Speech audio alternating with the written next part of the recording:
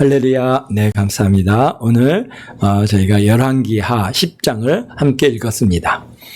오늘 말씀을 통해서 깨닫는 은혜와 응답받는 축복이 넘쳐나게 되시기를 바랍니다. 오늘 읽은 열왕기하 10장은 여호와 하나님께서 엘리야 선지자를 통해서 아합에 속한 남자들과 이세벨과 또 우상 숭배자들에게 내려주신 심판의 명령을 예후를 도구로 사용하셔서 이루시는 과정들을 기록하고 있습니다. 열왕기상 21장 17절에서 26절에 이게 여호와 하나님께서 엘리야를 통해서 아합의 집에 주시는 이제 그 말씀인데요.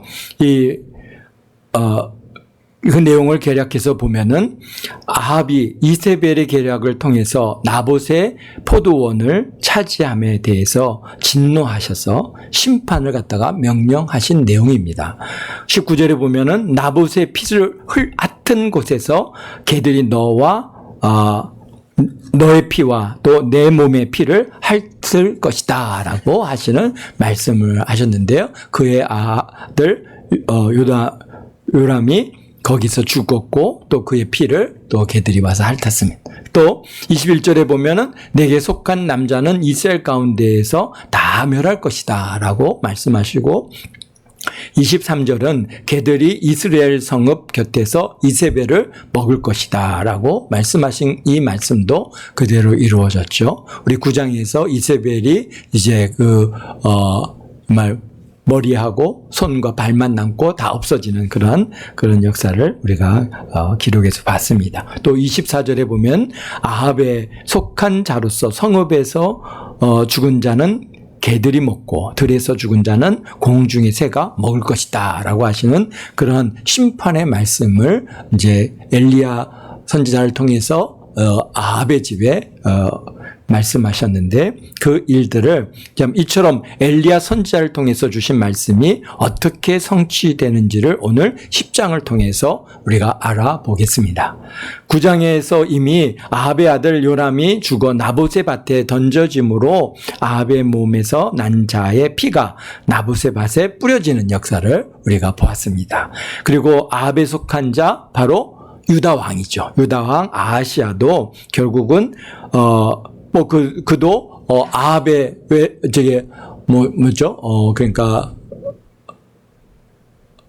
외손자죠. 외손자 딸의 이제 아들이니까 외손자인 아하시아도 무깃도에서 죽임을 당하는 것을 우리가 보았습니다. 또 이세벨도 이스라엘 성읍에서 창밖으로 던져지어서 그가 이제 이스라엘 성읍 곁에서 죽임을 당하는 것들도 우리 이제 9장에서 보았고요. 오늘 10장에서는 이런 아합에 속한 남자들을 진멸하시는 과정들을 기록하고 있습니다.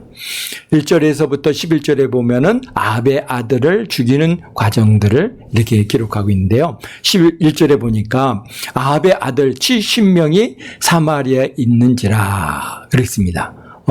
아합의 아들이 70명이 사마리아에 있다라는 것이죠. 그러니까 아합의 아들 70명은 아합의 친아들만 의미하는 것이 아니라 아합의 왕가와 그다음에 왕자들과 왕위를 계승할 수 있는 왕실의 후계자들을 포함한 것들로 그렇게 이해하면 될 것 같습니다. 그러니까 어쨌든 간 아합의 아들들이죠. 누구든지 그가 이제 왕의 후계로 나갈 수 있는 그러한 직계 자손들이 아마도 여기에 속한다고 봅니다. 그러니까 아합의 직계에 속한 자가 생각보다 굉장히 많습니다. 이들이 북이스라엘의 수도 왕도인 사마리아에서 살고 있으며 특히 이제 이들에게 보면은 교육하는 자가 있었죠. 그러니까 왕의 아들들은 이렇게 정말 이렇게 교수라든지 훌륭한 선생들을 붙여서 특별히 이제 교육하는 이런 일들을 갖다가 여기에 볼 수 있는데요. 그런데 그 예후가 이제 이 70명의 아들들을 갖다가 쳐서 그들을 갖다가 이제 죽여야 되는데 그런데 예후는 어떤 사람입니까? 군사령관이거든요. 그러니까 많은 전쟁을 치르면서 군대 장관의 위치에 오르기까지 사실은 단순히 용맹하기만 한다고 해서 그런 군사령관의 위치에 쓸 수는 없습니다. 물론 용맹하면은 장수는 될 수 있겠죠. 그래서 앞에 나가서 막 잘 싸우고 어떤 전쟁을 갖다가 뭔가 변화를 시킬 수 있는 그런 그 장수는 될 수 있겠지만은 그러나 군을 지휘하기 위해서는 뭐가 필요합니까? 뛰어난 전략이 필요합니다. 그런데 예후는 정말 뛰어난 전략가인 것을 갖다가 10장에서 우리가 읽어보면서 이제 그런 것들을 발견할 수 있는데요.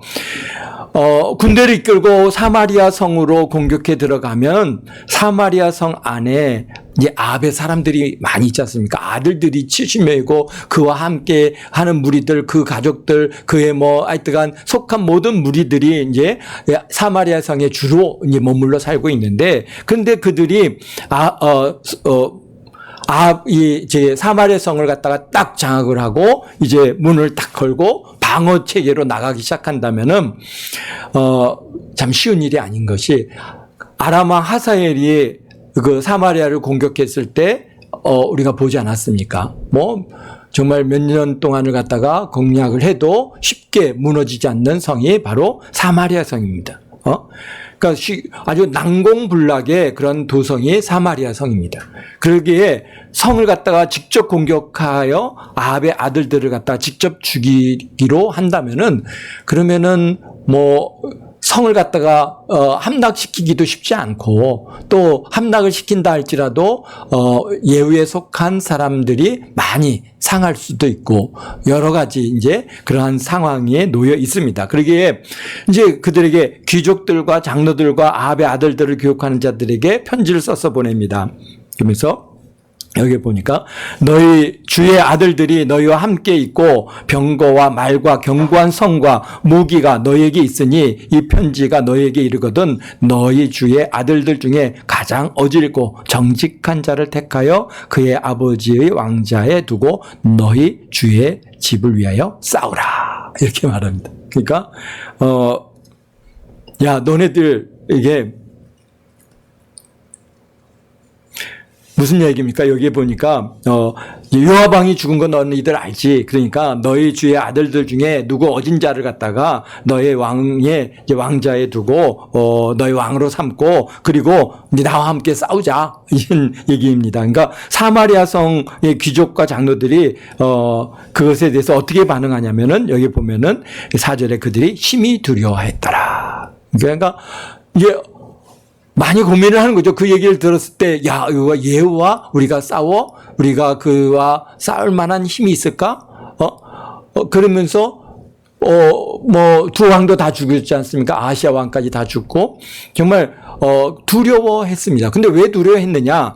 이미 요람 왕과 유다 왕 아하시아까지 죽였고, 그 다음에 예후는 어떤 사람인가? 용사요, 군대 사령관이요, 또 아람과 전쟁을 위해서,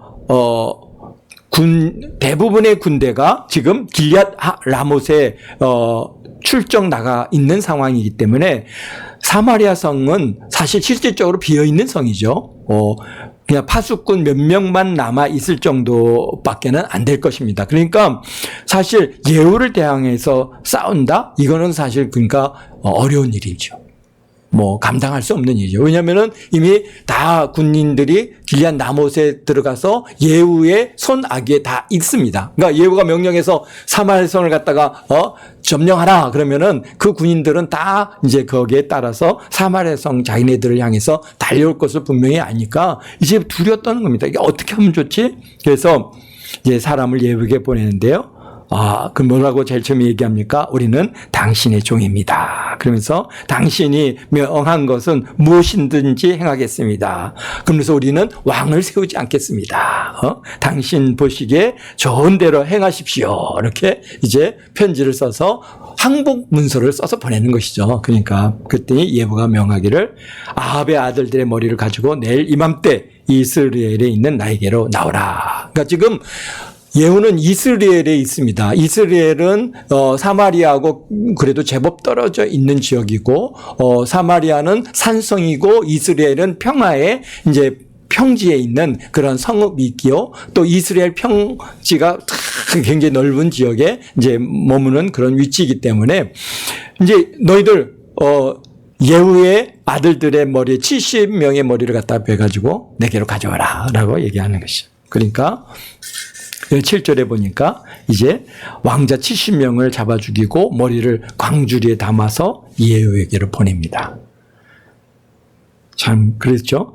그리고 10절에 보니까 여호와께서 아합의 집에 대해서 하신 말씀을 하나도 땅에 떨어지지 아니하니라라고 이 일에 대해서 이렇게 평가하고 있습니다.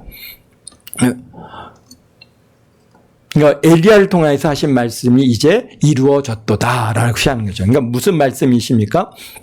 예후는 자신의 욕심을 쫓아서 군사 쿠데타를 일으킨 것이 아니라 하나님의 예언의 말씀을 이루어가는 것이 중요한 사명이라는 것을 알고 행하고 있다라고 하는 것이죠. 오늘 열왕기 하는 그것을 말씀하고 계십니다. 하나님의 말씀은 1.1획도 땅에 떨어지지 않고 그대로 이루어지는 하나님이시다라고. 오늘은 예후를 들어서 그 일을 이루시는 것이고 예후는 하나님께서 쓰시는 도구일 뿐인 것입니다. 그래서 11절에 보면은 이렇게 말씀하시죠. 예후가 아합의 집에 속한 이스라엘에 남아있는 자를 다 죽이고 또 그의 귀족과 신뢰받는 자들과 제사장들을 죽이되 그에게 속한 자를 하나도 생존자를 남기지 아니하였더라. 그러니까 정말 철저하게 정말 예후에 속한 아합에게 속한 자들은 정말 하나도 남기지 않고 다 완전히 그냥 다 숙정해 버린 것이죠. 그래서 이미 그것은 하나님께서 엘리야를 통해서 주신 말씀을 그대로 이루어 가는 것입니다. 그래서 12절에서부터 14절에 또 갑자기 이렇게 또 다른 분위기가 바뀌는데요. 이제 예후의 심판은 아합의 집에서만 끝나지 않고요. 예후가 이제 사마리아 성을 갖다 평정했으니까 이제 이스라엘 성읍에서 사마리아 성으로 가는 과정에서 참으로 여기에 보면은 우연? 사실 하나님 안에서 우연이라는 것은 없지만 하나님께서 그 시간과 때를 정하시고 이끌어 가시는 것인데 근데 우리가 볼 때는 참 이렇게 공교로울 수가 있을까라고 하는 것이죠. 예후가 일어나서 사마리아로 가는 도중에 목자가 양털 깎는 집에 이르러서 13절입니다. 예후가 유다의 왕 아하시아의 형제들을 만나 묻되 너희는 누구냐 하니 대답하되 우리는 아하시아 형제라. 이제 왕자들과 태후의 아들들에게 문안하러 내려가느니라. 그러니까 누구라는 거예요? 지금 유다 왕 아하시아 왕의 형제다는 것이죠. 그러니까 이게 누구예요? 사실 아달랴의 아들들이죠. 그러니까 그 아합의 딸인 아달랴의 그런 아들들이에요. 그에 속한 자들이 지금 몇 명이나 되는 거예요? 여기 보니까 42명이나 되는 거예요. 굉장히 꽤 많습니다. 어쨌든가 그래서 지금 그 사람들이 지금 유다 땅에서 지금 나와가지고 누구를 갖다 문안하러 가는 거예요? 그 태후와 그러니까 어쨌든간 북이스라엘의 왕과 그의 또 할머니를 갖다가 지금 만나러 지금 문안하러 간다는 얘기죠. 그러니까 왜 그렇습니까? 이게 북이스라엘이 아합의 딸이 남유다의 그러한 아달랴가 이제 왕후가 되고 그의 아들이 지금 이제 왕위에 올랐으니까 지금 뭔가 이세벨은 왜 할머니고 지금 요람 왕은 왜 삼촌이고 그러니까 서로 인척 관계가 되는 거예요. 그러다 보니까 자연스럽게 서로 왕래하며 문안하고 인사하러 왔다 갔다 하는 것이죠. 그런데 지금 북이스라엘에서는 무슨 일이 있었습니까? 지금 보니까 여기서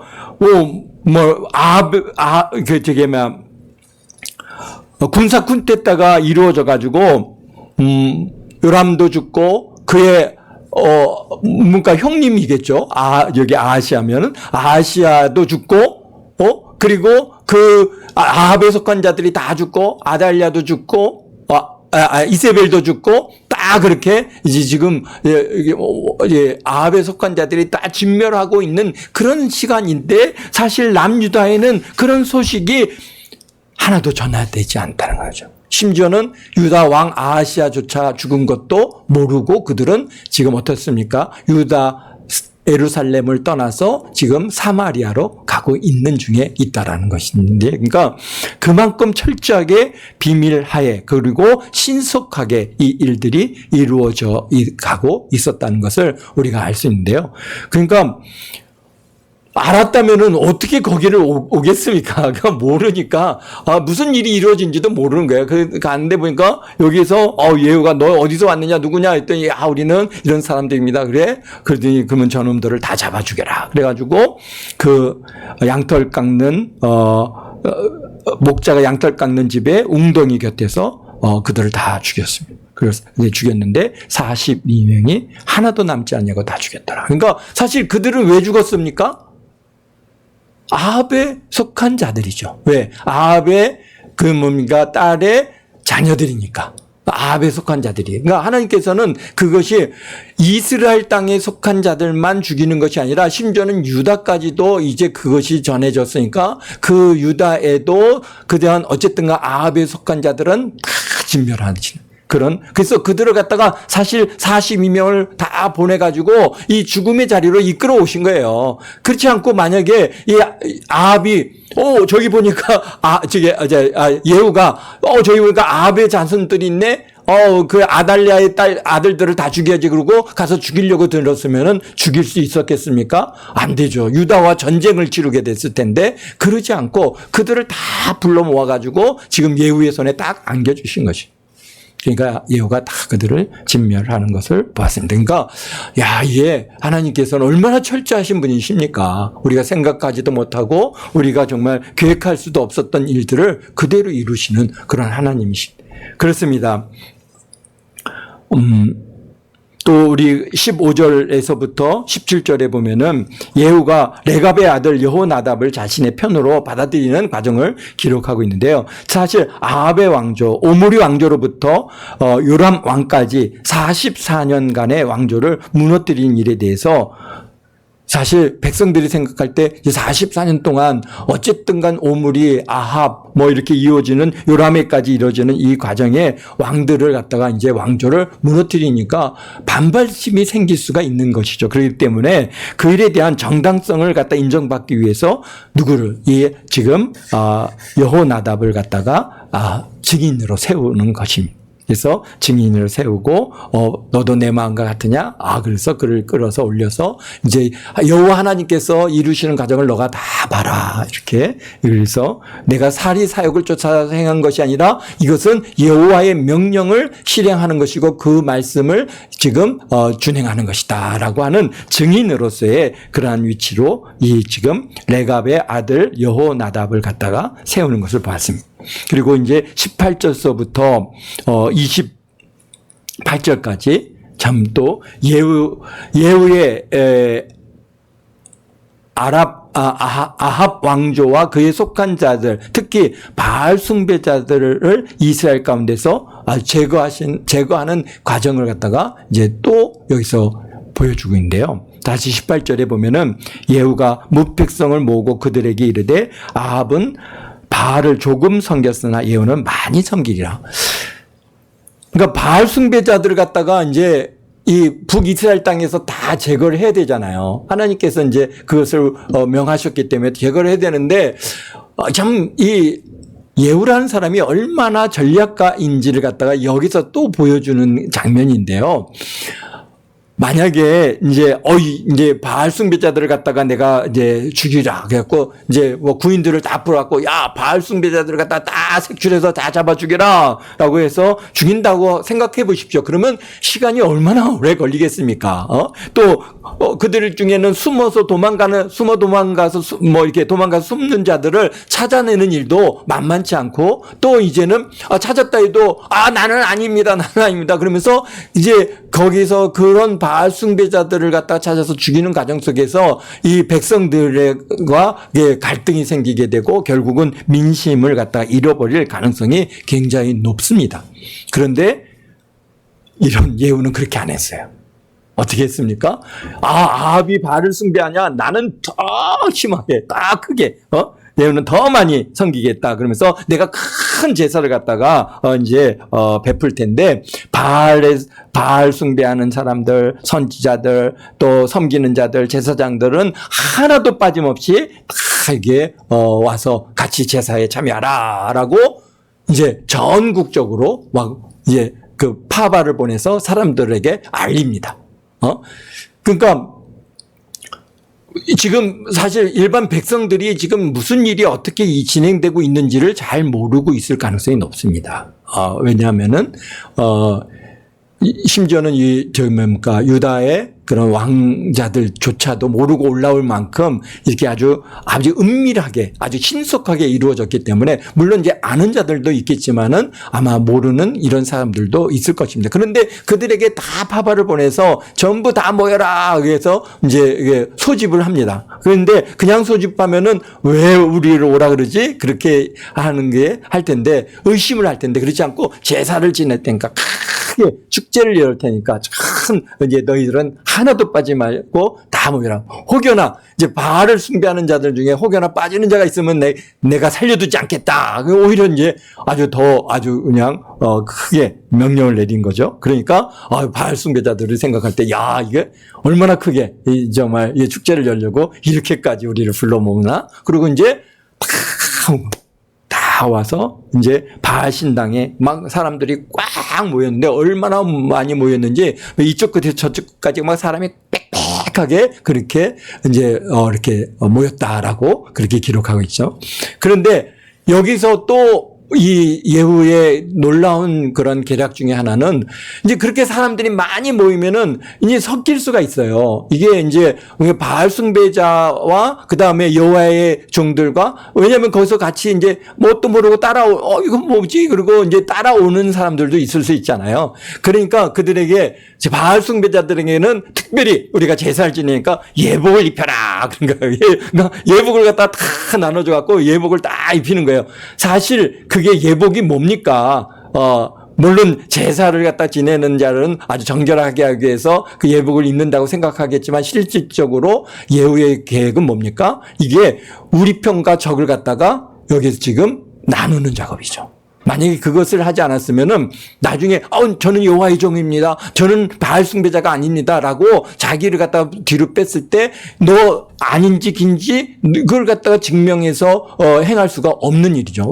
여호와의 종 하나님에 속한 사람을 죽인다고 이것도 안 될 일이잖아요. 그러니까 이제 거기에 분명하게 이제 뭡니까 적과 아군을 나누는 비표로 삼은 것이죠. 그리고 그 옷을 입은 자들은 무조건 다 죽이는 겁니다.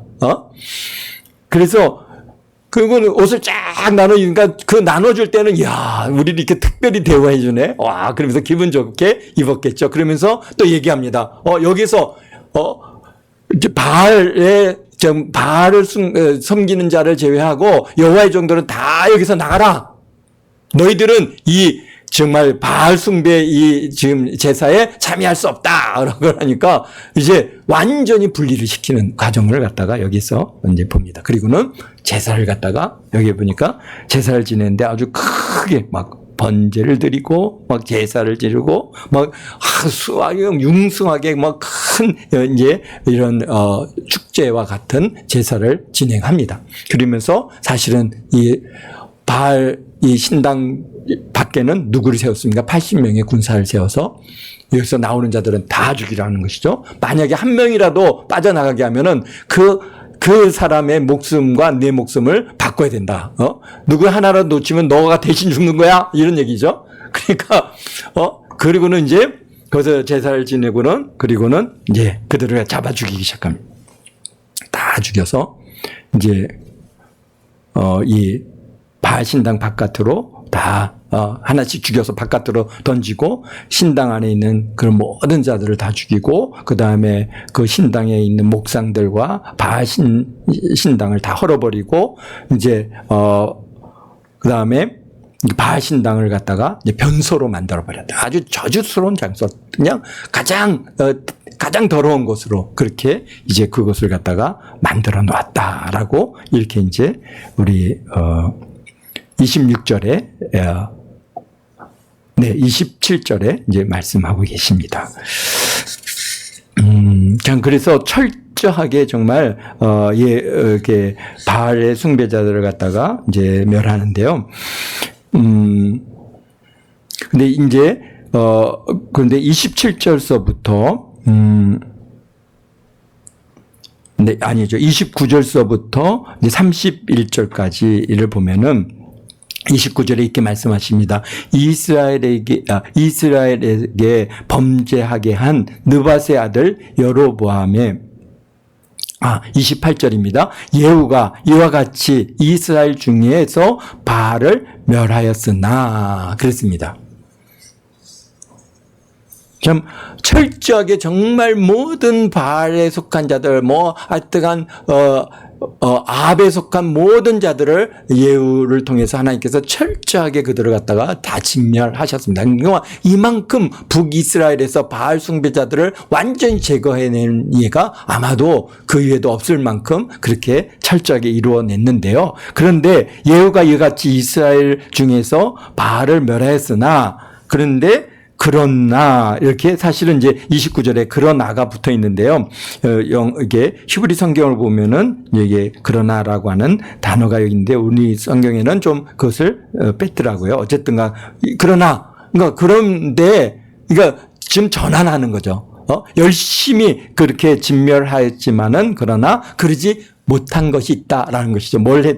뭘 못했습니까? 이스라엘에서 범죄하게 한 느밧의 아들 여로보암의 제곧 베델과 단에 있는 금송아지를 섬기는 죄에서는 떠나지 아니하였더라.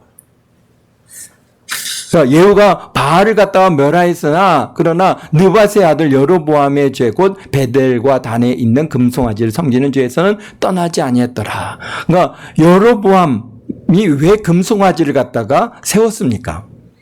그 금송아지를 세운 이유는 백성들이 예루살렘 성전에 감으로 인해서 백성들의 마음이 이제 다윗 왕조에게로 돌아갈까봐 두려워해서 금송아지를 세워놓고 이것이 너희를 애굽에서 이끌어낸 여호와 하나님이다라고 하며 백성들로 하여금 우상 숭배의 길을 열어놓은 것이 바로 이 느밧의 아들 여로보암의 큰 죄죠.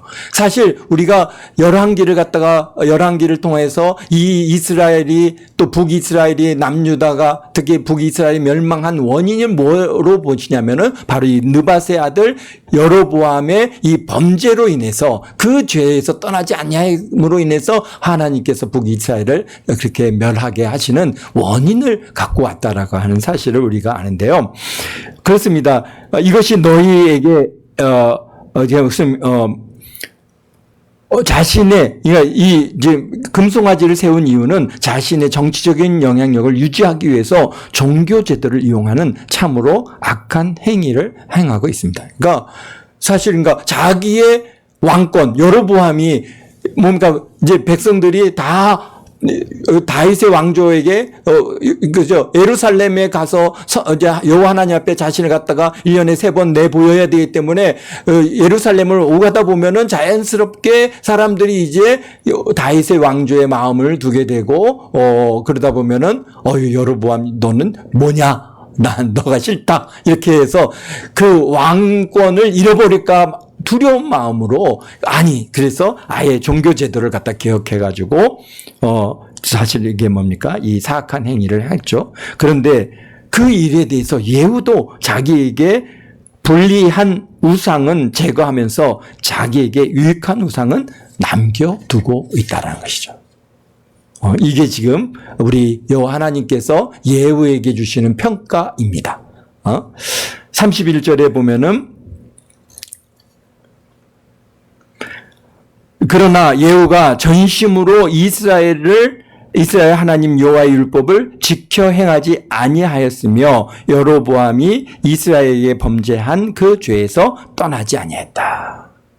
그러니까 예후에 대해서 성경이 이렇게 평가하고 있습니다. 그러나 예후가 전심으로 이스라엘 하나님 여호와의 율법을 지켜 행하지 아니하였다. 만약에 그렇게 지켜 행했다면 당연히 그 금신상들을 다 제거했겠죠. 그런데 그러지 아니하고 여로보암의 그러한 죄에서 떠나지 아니했다는 것이죠. 왜? 떠나지 않은 이유가 뭐예요? 여로보암하고 똑같은 이유인 것이죠. 뭡니까? 자기의 정치적인 그러한 유익을 잃어버리지 않기 위해서 이스라엘 백성들이 예루살렘으로 왕래하는 것을 허락지 않기 위해서 그렇게 행한 것이죠. 그러니까 곧 열심은 있었지만 전심은 아니었다는 것이죠. 자신에게 유익한 것은 버리지 않았다는 겁니다. 사실 인간은 온전하지 못합니다. 그런 사람은 하나님께서 사용하십니다. 그러나 하나님께서 원하시는 것은 하나님께 온전한 충성을 원하고 계시다는 것이죠. 나에게 유익하여 보여도 그것이 죄이면 모양조차도 싸워 버리기를 원하고 계시는 줄로 믿습니다. 그래서 32절에서부터 36절에 보면은 이스라엘이 결국 다시 약해지기 시작합니다. 이유는 뭡니까? 이스라엘이 근본적인 문제를 해결하지 않았기 때문입니다. 바알을 갖다가 제거했지만은 그 여로보암의 죄에서 떠나지 않았단 말이에요. 그러다 보니까 하나님께서는 이제 요단 동쪽의 땅들을 다 아람 왕에게 다 주어짐으로써 이제 결국은 이스라엘이라고 하는 나라의 그런 사이즈가 작아지고 약해지는 것입니다. 그러니까 정권도 바뀌고 우상도 없어졌지만 충분하지 못하다는 것이죠. 마음이 하나님께로 돌아와야 하는데 하나님을 사랑해야 하는데 그러나 그러지 아니하고 자신의 유익을 쫓아가고 있다는 것이죠. 그렇습니다. 우리 말씀을 우리가 마무리합니다. 열왕기하 10장을 통해서 예후라는 한 사람을 우리가 보았습니다. 그는 열심히 있었고 그는 용감했습니다. 하나님의 심판을 수행했습니다. 그것도 잘 수행했습니다. 지혜롭게 행했습니다. 바알을 갖다가 완전히 제거했습니다. 하나님께서도 그가 행한 일을 인정하셨습니다. 그런데 마지막 성경의 평가는 뭐냐? 전심으로 행하지 아니하였다라는 것이죠.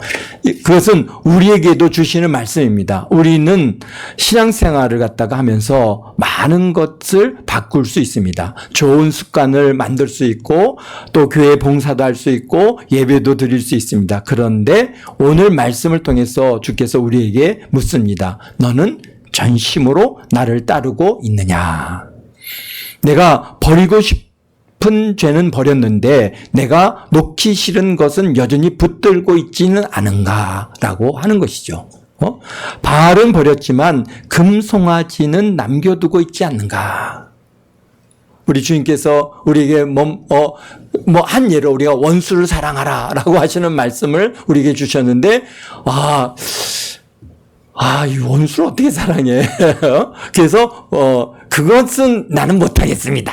이런 것과 아주 비슷한 것이죠. 그러니까 주님께서 그러니까 주님을 찬양하고 예배하고 교회를 섬기고 헌신하고 충성하고 다 잘하는데 우리가 한 예로서 다른 여러 가지가 있겠지만 우리가 그 한 예를 들어서 원수를 사랑하라. 그런데 그거는 못하겠습니다. 이렇게 하는 것이 바로 지금 예후가 하는 일과 큰 차이가 없다라는 것이죠. 그렇습니다. 우리가 내가 놓기 싫은 것은 여전히 붙들고 있지는 않습니까? 바알은 버렸는데 금송아지는 남겨두고 있지 않습니까? 그런데 여기서 우리 자신을 돌아보는 것으로 끝나면 우리는 절망할 수밖에 없습니다. 어떻게 원수를 사랑하라 했으면 원수를 사랑하지 못하니까 이제는 나는 끝인가? 우리가 좌절하고 거기서 낙심하고 우리 신앙의 열심들을 갖다가 정말 이렇게 놓을 수가 있는데요. 그런데 우리는 그게 참 끝이라면 절망할 수밖에 없습니다. 그러나 우리는 온전하지 않기 때문에 열왕기를 통해서 우리에게 무엇을 보여주시는가? 사람은 참된 왕이 될 수 없습니다. 역사 속의 모든 왕들은 온전하지 못하였습니다. 그토록 하나님께 사랑받던 다윗 왕도 많은 허물과 죄가 있는 사람입니다. 그러므로 우리는 예수 그리스도만이 우리의 완전한 왕이시고 우리의 구원자가 되신다는 겁니다. 내 능력으로 내 열심으로 우리가 구원하는 것이 아니라 사실은 어떻습니까? 우리는 오직 예수님을 믿음으로 구원받는 것입니다. 우리가 비록 참 이렇게 부족함을 가지고 있고 온전치 못하지만 주님 앞에 날마다 우리가 회개하는 것이죠. 그렇습니다. 그리고 우리의 완전한 왕이신 우리의 구원자이신 오직 예수 그리스도만을 우리가 붙들며 살아가는 이 삶이 우리에게 참으로 주신 큰 은혜입니다. 완전하시고 전능하신 예수님만 붙드시는, 그래서 붙드시는 저와 여러분 모두가 되시기를 예수님의 이름으로 축원드립니다. 축원드립니다. 기도하겠습니다. 사랑하는 예수님.